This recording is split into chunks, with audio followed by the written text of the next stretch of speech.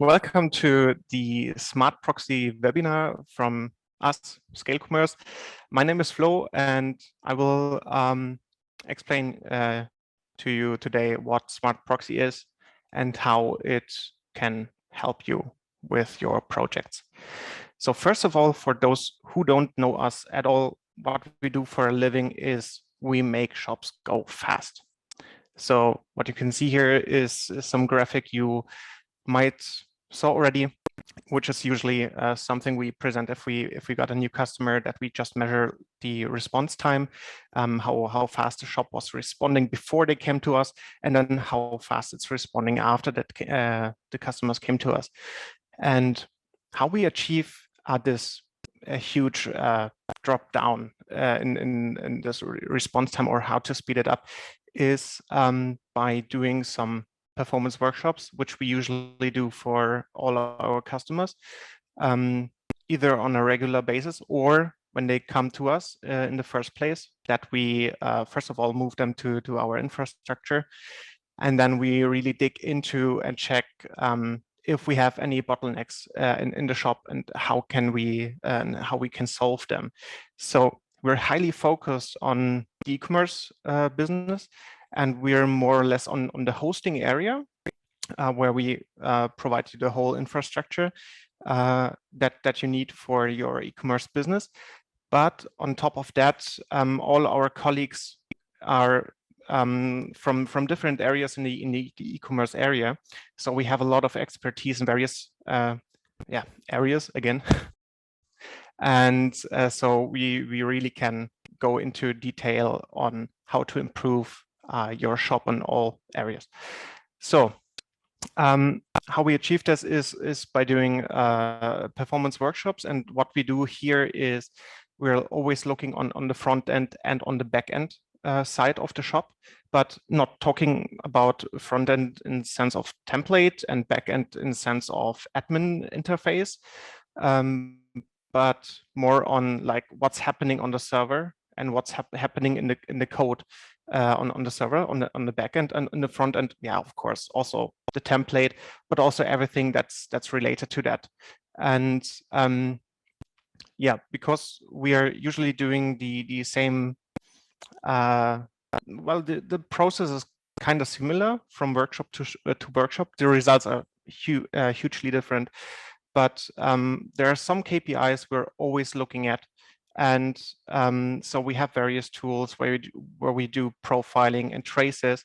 And for the front end part, we developed a tool by ourselves, which helps us a lot to get the most generic and important KPIs for your website. That gets us started to check for optimizations on the front end level. And that tool is called ComScore. So I will go through these numbers and values that you see here in a bit. ComScore, I can, unfortunately, I missed the URL, but basically what ComScore is a free tool which analyzes your website. So you go to ComScore, you can set up an account or you don't, and you can put in the URL of your shop.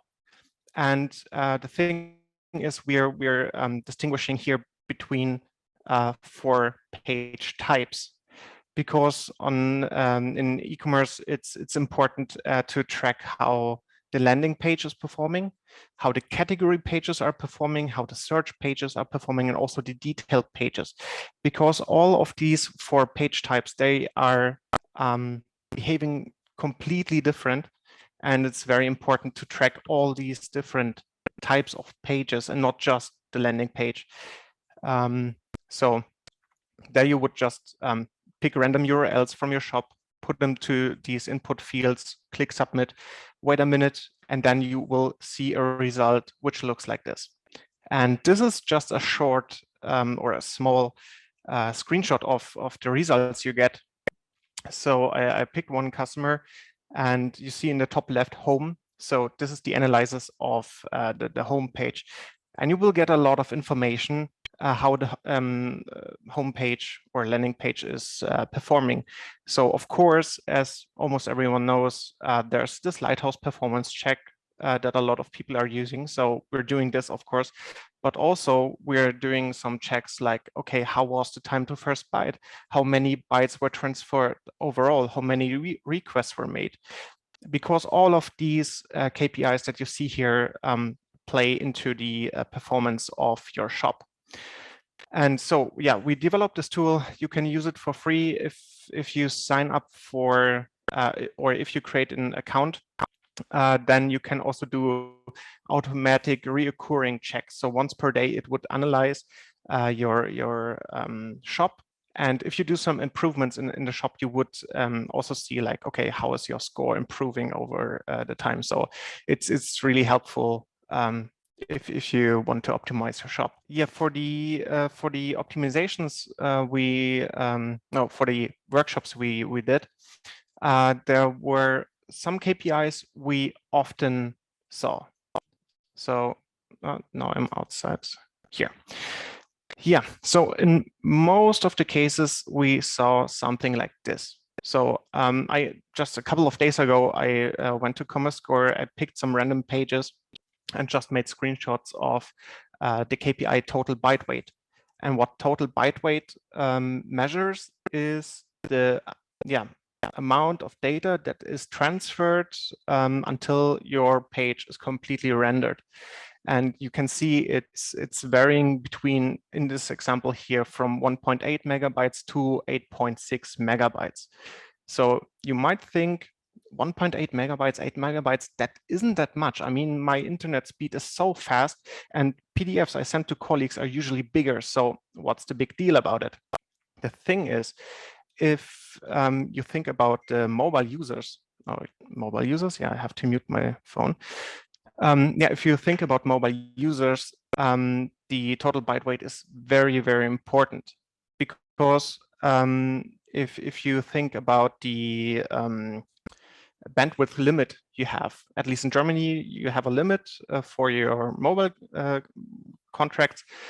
And I, for example, have only 2 gigabytes of bandwidth. I don't need more because I'm working from home. I have wireless connection, so why should I get more?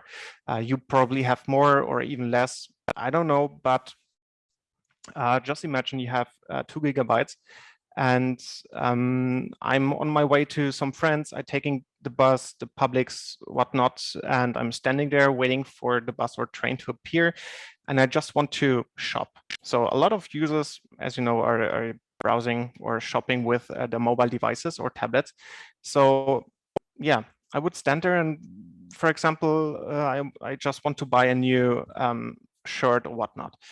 And I would go to a website, and your website might have a total byte weight of 8.6 megabytes.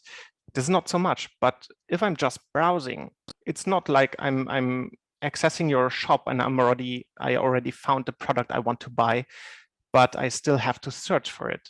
It really depends on how you made the usability in your shop, but still I'm on the landing page. I'm downloading 8.6 megabytes. Then I'm going to the category page because I want to see the shirts you have. So that might be another 8.6 megabytes or even more. And then I'm starting to filter because I want to have a specific color or multiple different colors. And depending on how your filter mechanism is built, it could also mean that every time I define like the size or the color, the page might reload. So it's really dependent on how you did it in your shop.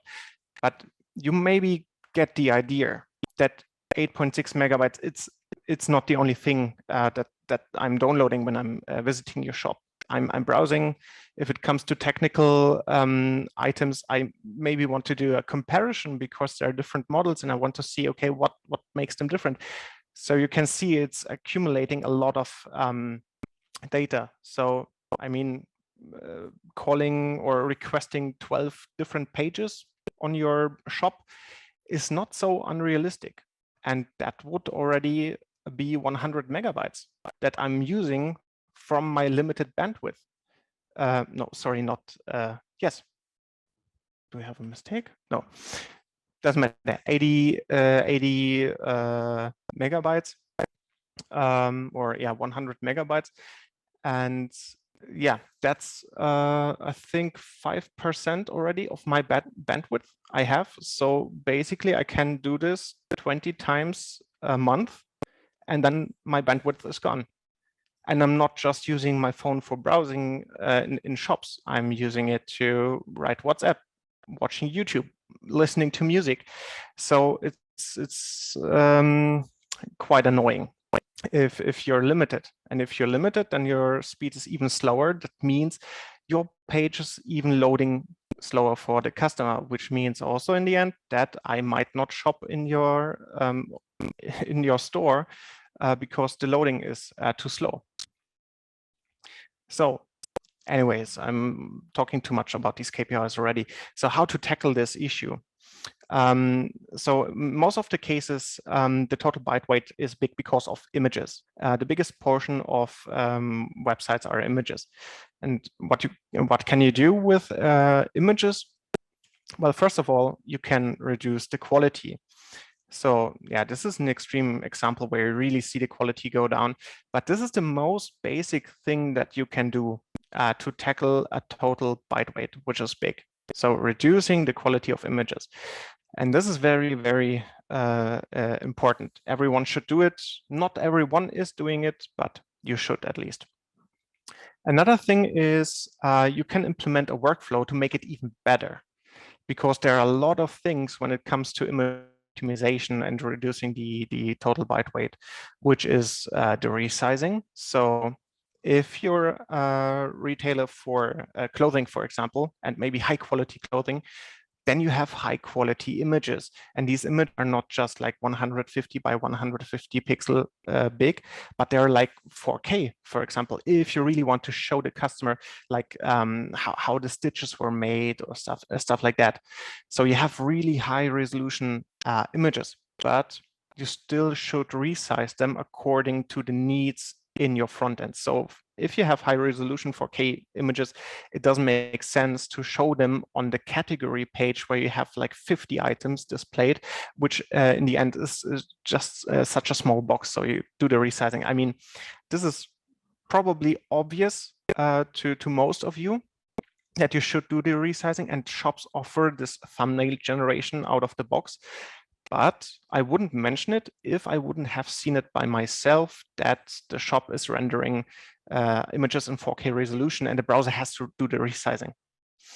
Another thing is, yeah, as I said in step one, exporting setting the export quality to a lower value. Usually you can go with 80% and you wouldn't see a difference, but still it makes the file smaller.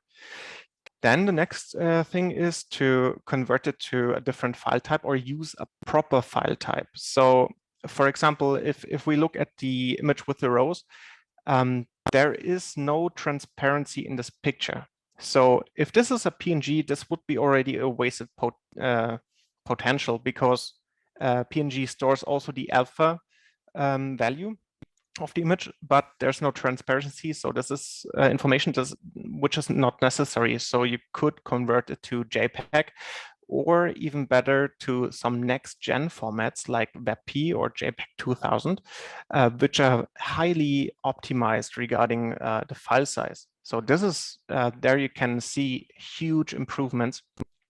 And then also another step would be to make an additional image compression. And what image compression does is, well, it's different. It depends on the algorithm you're using. So there are, for example, algorithms that will actually reduce the number of colors in your picture. And yeah, it sounds weird that it's reducing the number of colors, but there are algorithms where you don't see any difference. This is very, very important. And so that's your second option to tackle the total byte weight. And the last option is pay someone to do it for you. That's probably the most easiest, but also the most expensive option. And I picked that graph below there, total data transfer from a customer, because the customer, he was using some external service, which basically did this whole workflow automatically for their images. But the thing is, well, you have to pay this service, and they had to pay the service according to the bandwidth that they were using for these images. And yeah, the customer had his yearly season where he does most of his sales, but in this season it was somehow different because they had a huge increase of customers at that time, and basically the costs went nuts for this image service, because in his package the included bandwidth was already exceeded, and he had to pay so much more for every additional megabyte or gigabyte, I don't know, but it was very, very expensive. And he was recalling me next day, okay, Flo, we have to do something about it. This is crazy what we have to pay there. What solutions do you have? So yeah, I came up with Smart Proxy and implemented it for him. But what does the Smart Proxy make different, or how does it compare to these solutions that we have here? Yeah, so the Smart Proxy is actually handling the whole image optimization workflow for you. So it's reducing the quality, it's making the whole conversion of the file to a better file format. And I picked this image with the reading glasses because we're for the optimization, we're using some algorithm that is able to figure out how the human eye is perceiving an image. And this is really, really cool because we're now able to reduce the quality and ask the algorithm, do you see a difference? And if it does see a difference, then we can change the quality a bit and then compare it again. So this is very, very cool. And so we have one website for you, which you can reach at https://smartproxy.scale.sc. Don't call it right now, otherwise you would just miss the presentation, or do it whatever. We have this page. It's just a demo page where you can just upload any picture you like. And it will make the conversion for you and do the whole optimization. And you can compare by yourself how big the gain is, basically. So you can see then this blue slider in the middle. You can drag and drop it there, and you can really compare the images. And below there, you see 88%. You can zoom in also to the images if you really want to go into detail. So this is a good example of what Smart Proxy could do for your images. And so one thing here in this picture is you can guess on which side now we have the original image or not. So if you pick your side, I will reveal it. So on the left side, we have the original image, and it's 80 kilobytes big. And now you can, or maybe think about how much we're saving after the optimization. Maybe don't think in kilobytes because this is very tricky, but just imagine like how much percent we are able to reduce from the image file size. So is it 10%? Is it 30 or 50? Okay, I will reveal it. So we're saving 66% of this image. So we got from 80 kilobytes to 26. And I mean, yeah, these are very small numbers, so by themselves. But if you have a category page with 50 images, or I don't know how many, then this is a lot. And you don't just have the thumbnails you see. Some shops have also this functionality where you hover over an element and it will show you a different picture, maybe a zoomed in version of the picture. You maybe have some banners or some carousel items. So you have a lot of images in your shop, and 66% per image. This is huge. Usually what we see is that after we implemented the Smart Proxy, the total byte weight of our customers is reduced by half. So this is very, very important. If we go back to this mobile example where I'm standing there and just browsing, if my page is loading in half of the time, this is very cool. because I'm also using less bandwidth and I might visit your shop more often.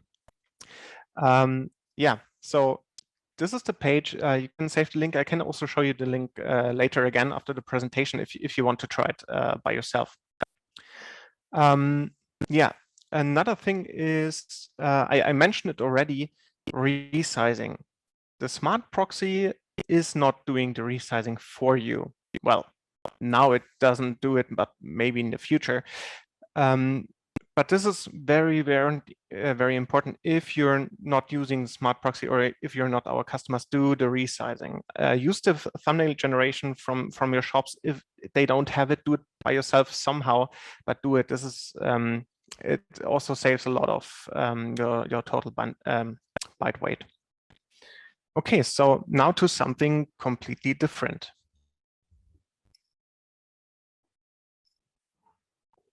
Because the smart proxy, it's not just doing image optimization, but also caching. And you get an incredibly fast time to first byte with caching. Time to first byte, for those who don't know it, is the time it takes until the first byte arrives your browser. So basically, to even go back a bit more, if you're typing in some website in your browser, then the browser is basically requesting from your shop, look, Flo wants to see the landing page, give me the landing page. And then your shop would start, okay, so he wants to see the landing page, so I need to show him this banner. So we have these items on the starting page and we want to show these elements. So the shop will gather all this information from his database, build the whole HTML basically out of it, and also the everything that is necessary for the browser to display your shop, and then he will send it back to the browser. And this sending back there until the first byte of the data he sends back arrives my browser, this is the time to first byte. So usually this is a number that should be very, very small. And by using caching, this number is very, very small, because caching is that you just save the pre-rendered result of your page and you just give it out. So you don't have the hassle of your shop framework that it has to go to the database, making a bunch of queries and figuring out like how the landing page should look like. No, it already has the information and it would give it out to you. So this is very, very fast. And the thing is that this caching and the time to first byte, this is only good if it's set up in a good way. So it's no use to just cache anything that you have and store it there and hope that it's working. But the cache has to be a bit more intelligent. For example, I had this one case for an external shop user. They had huge performance problems. And when they made marketing campaigns, they lost a lot of customers. A lot of customers were actually opening the newsletter. They went to the page, but they immediately left. And that was totally weird, because I was checking the website and I was going to the category page and it was loading in 3 seconds. I mean, that's not great, but is it so worse that if I'm opening a newsletter, which I subscribe to, that I would immediately quit after 3 seconds? I don't think so. So I was checking what might went wrong, and they had some tracking information in the newsletter, so they could track which customer actually opened the link, and you can also then personalize the experience for your customers. But the problem was that every customer had a unique link, and the cache didn't know what to do with these individual links. So he would always ask the shop basically, okay, Flo is visiting the page, just render it. He wasn't even asking the cache, because the URLs were different. And then the loading page took 28 seconds. This is crazy. So basically, your caching solution should work good. Otherwise, well, you wouldn't know that there's a problem. And that's also one of our mindsets, that we always say caching is more like an nice to have, like the cherry on the cake. or it's maybe a band-aid. You know, a band-aid, if you have a scratch and you don't want to touch it, so you put a band-aid on it. If you have a flesh wound, a band-aid doesn't work.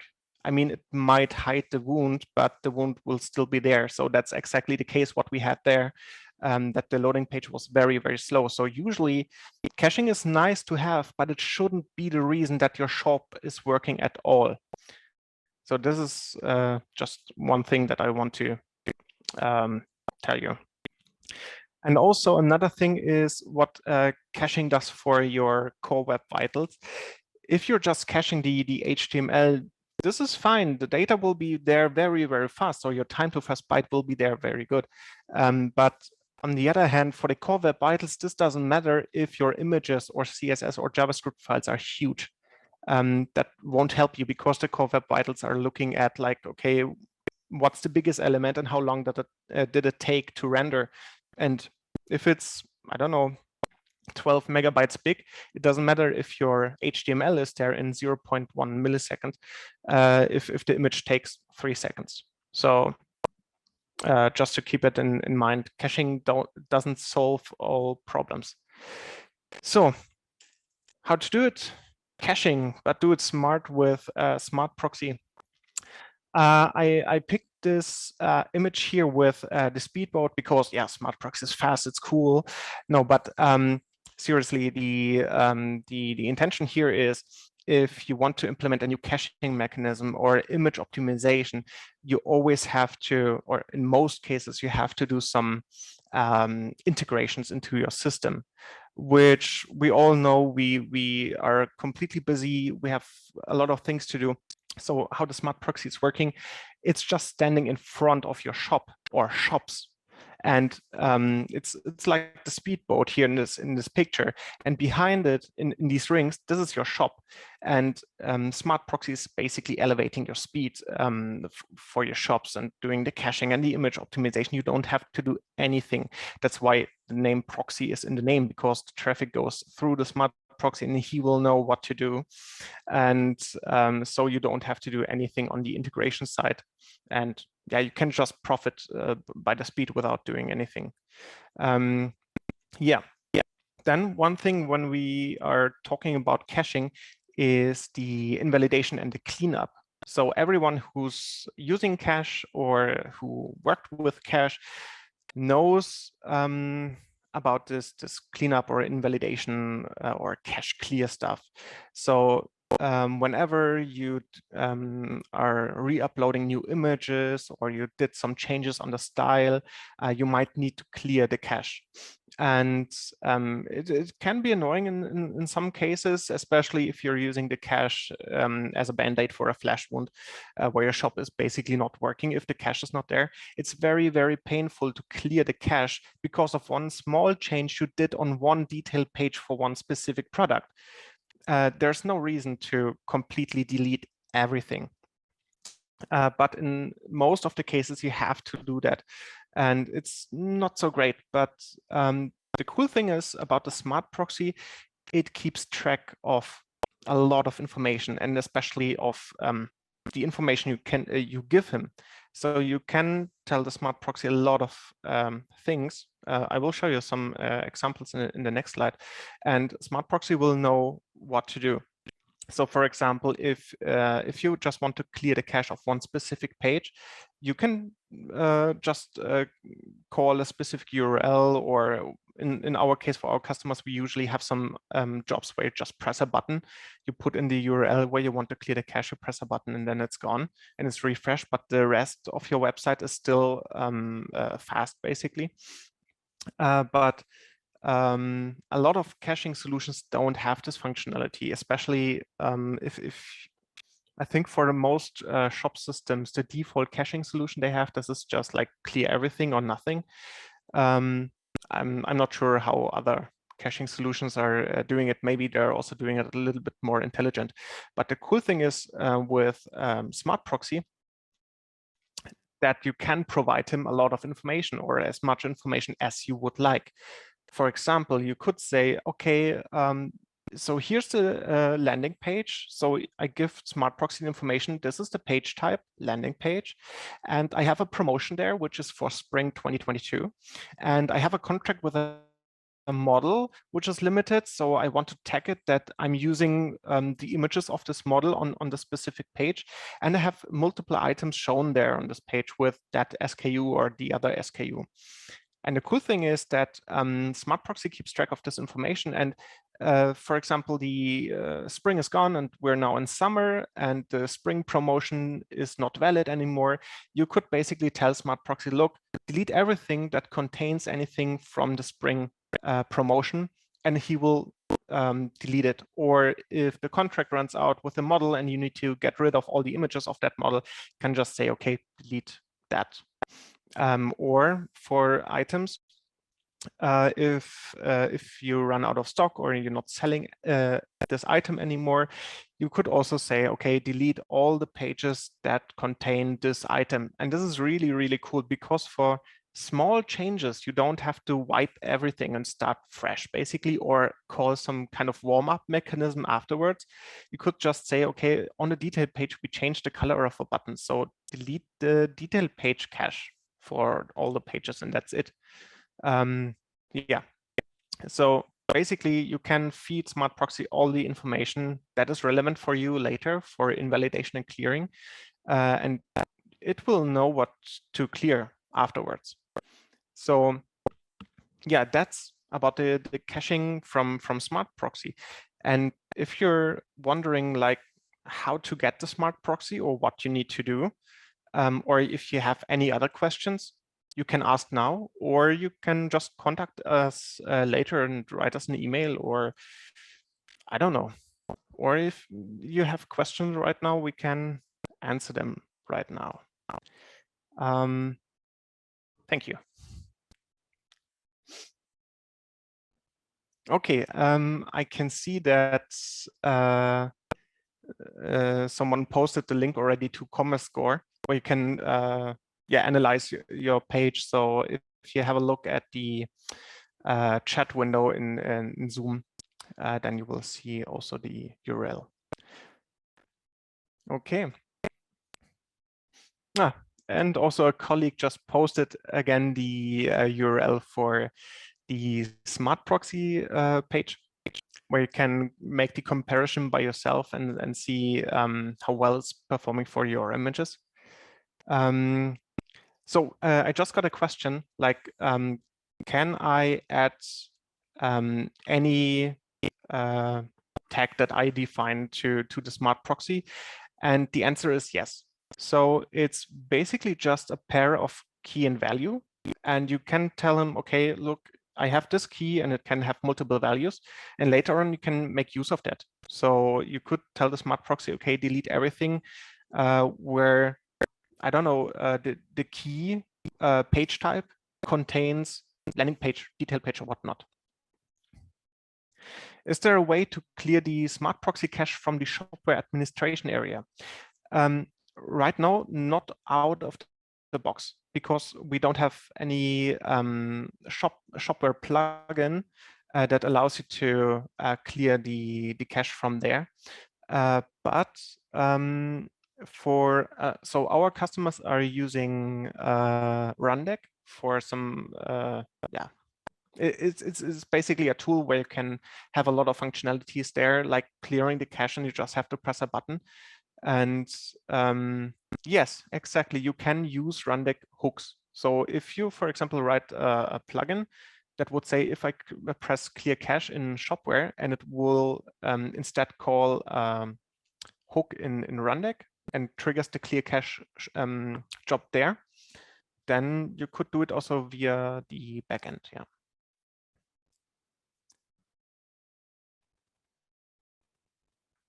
But in any case, for all customers who might need this feature for clearing the tags and cache and stuff like that,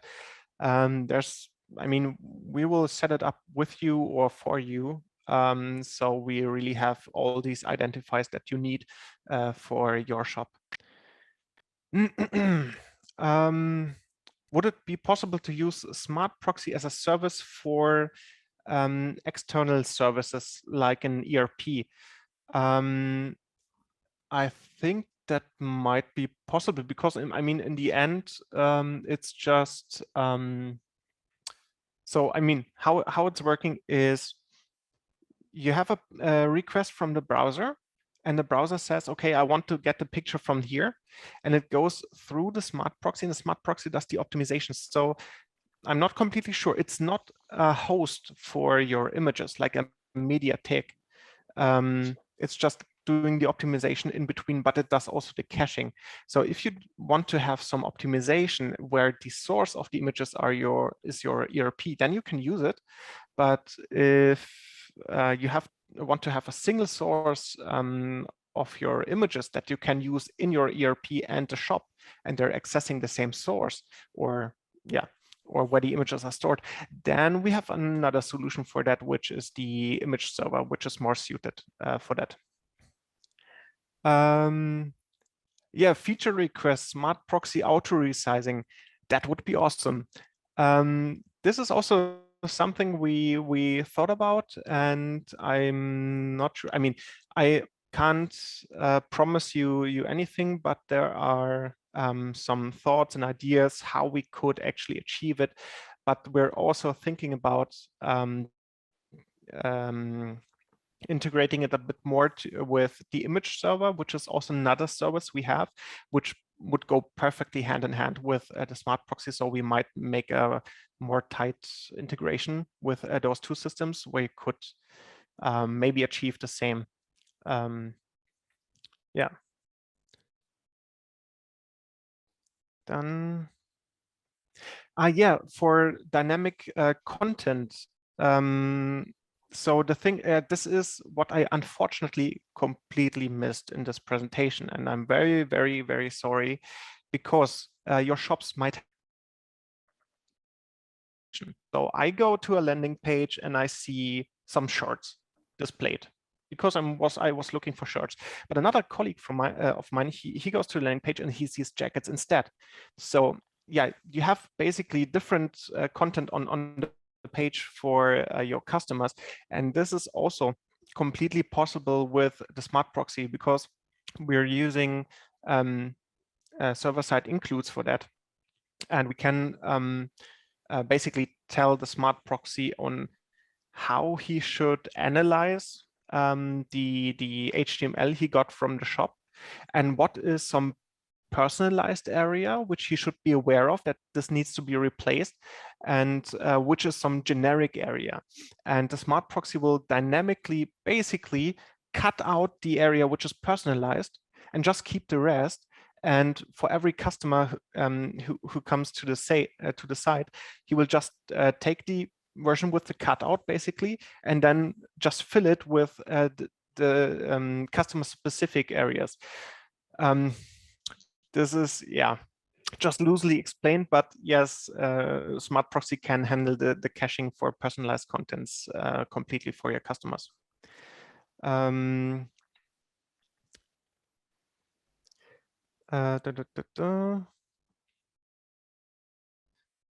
So dynamic contents, yeah. So the cache miss, as I explained, we can set up smart proxy in a way that he does recognize personalized areas and content and can handle that. And okay, yeah, I mentioned image server. If you check the chat, Dennis just posted a URL to the image server demo page where you can see another service from us where we probably make another webinar about it, where you have a lot of image manipulation. So the smart proxy is doing the image optimization, the image server is doing the manipulation, like doing the resizing, cropping images, changing overlays, rotating, flipping, whatnot. So really manipulation. Yeah, but that's a topic for another webinar.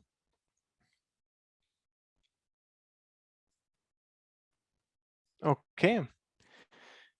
So if there are, oh wait, there's also another area here in Zoom with an FAQ.